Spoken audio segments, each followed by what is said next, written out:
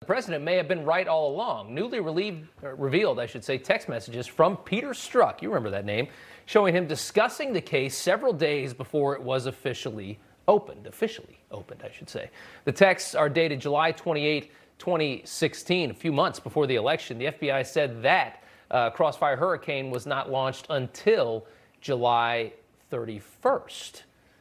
Okay, so what do you make of this? The person discussed in these new texts was former Trump campaign advisor George Papadopoulos, and he joins us live this morning to talk about all this. George, good to see you.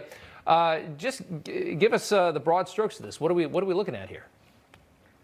Well, what I think we're looking at here is that Jim Comey, Peter Strzok, and Lisa Page are going to be three names that are going to go down in infamy for causing irreparable harm to the FBI's reputation as an unbiased and nonpartisan institution. And, you know, in this country, Lady Justice is often depicted as wearing a blindfold. And what that blindfold is supposed to represent is an impartial justice system, one in which wealth or political affiliation doesn't have you treated differently than your fellow citizens. And in the case of what's going on here with these newly revealed text messages, they just simply reinforce what the president, AG Barr, and John Durham have been saying from the beginning, that this investigation started with no basis, it was likely illegal, and it should have never started in the first place and continued through the Trump presidency. You know, when you listen to Brennan talk about this and you listen to these guys defend themselves, though, they say that they still believe that there was enough there to start these investigations, that this had to be looked into, that it looked so dirty, that there was all of this smoke. What's your response to that? I go with the people that have read the classified information, and that's AG Barr and John Durham. Yeah. And they have both publicly refuted people like John Brennan and even the IG, Horowitz, who came up with his report about a year ago, where he actually referred FBI officials for criminal prosecution. And one of those officials has actually been prosecuted. He was indicted. He pled guilty. And John Durham has recommended a prison sentence for him for about 6 months. So these are very serious crimes that the other side committed against the Trump campaign. And by extension, the American people want accountability, transparency, and justice. And unfortunately, it came after the election, but it's never too late to get the truth out there. Yeah, I mean, you were spot on. Evidently, they had listened in on phone calls that you had with executives over at Fox News.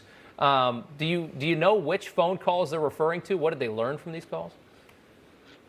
Well, look, I've learned a lot about my life during my time on the Trump campaign based on these declassified files, and I had absolutely no idea that basically upon joining the Trump campaign, I had spies and honeypots and recordings, and now apparently my phone calls were being recorded with people over at Fox and other people. So, I think Jim Comey is starting to make Hoover look like a choir boy when it comes to the actions that he was taking again and about offending American civil liberties. It happened to me. It can happen to anybody, and it happened to others on the campaign. And this is something that should worry all Americans. And we shouldn't be divided along partisan lines regarding the malfeasance and this egregious misconduct by the Comey FBI.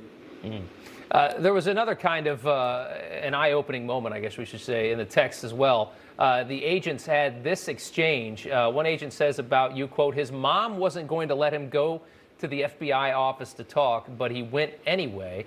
And then Peter Strzok replies, that's what you get for not listening to mom, and then gave the little winky face there. These guys were in really deep, looking at almost every aspect of your life. That feels pretty personal, I imagine. Look, that's absolutely right. I left the inauguration. I went to visit family, and I'm abruptly stopped by these two agents while I actually was with family. So they were, intrusive, very keen on understanding every aspect of my life, even, family matters, it looks like. So it's actually terrifying to think that this could have happened in America. I mean, the FBI resembled more so the KGB than what we as Americans think the FBI should be, and that's a nonpartisan, unbiased, revered institution that basically safeguards our rights and preserves the Constitution, and that was completely tore up here. Is that true? Is that story true, though, what we just read there? Did your mom tell you not to go? I think they were a little smarter than I was.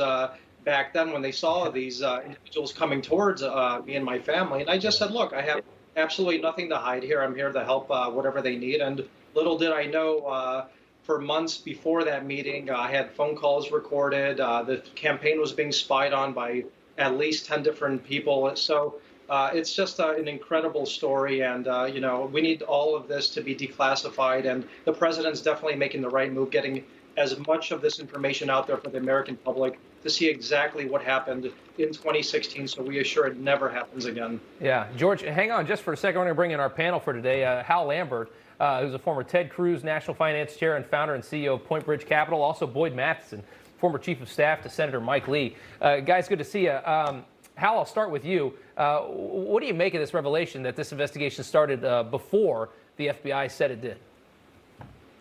Well, I think it's an important revelation. I'm not surprised by it. I think we need to know exactly when it started. I think we need to look further back and see if it started months and months prior to that. Yeah. Everyone needs to remember Donald Trump at that point was the presidential nominee for the Republican Party. So they're now investigating the nominee. They were clearly doing it before they said they did. Did they investigate other candidates? Did they investigate Ted Cruz? Did they investigate staffers at other campaigns? We need to know how deep this goes. And I think they need to look further back. And people need to remember, Peter Strzok said in a text message with Lisa Page, she said to Peter Strzok, he's not going to be president of the United States, is he? Talking about Donald Trump. And Peter Strzok said, oh, no, we're going to stop it. So, look, this was clearly their motive, and we need to really get more details behind it. I don't understand why there's this slow release. Perhaps this email was released in error to the public right now, and that's part of the reason now they're going to have to go back and look further. Yeah, Boyd, I mean, you look at all this, and it just seems to paint a picture of a DOJ that was just hell-bent on keeping Donald Trump out of the White House. What do you think? Yeah, and that's such a critical thing for the country, going back to George's point that, if you have a institution of government that can spy on you, lie to you, and target you, that is not what this country is all about. And so these things do, getting these things out in the light and having that transparency is so vital.